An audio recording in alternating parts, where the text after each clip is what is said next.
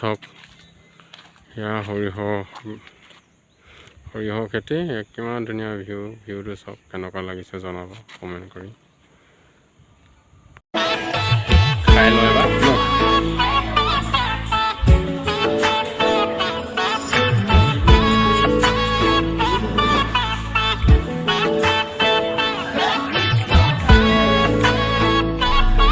পুৰা ভালকৈ ঢালি লোৱা লাষ্ট ডিচেম্বৰ বিদায় দিব লাগিব ন ভালকৈ ঢালি লোৱা আমাৰ এনেকৈয়ে আৰু দিন আৰু ঢালি দিয়া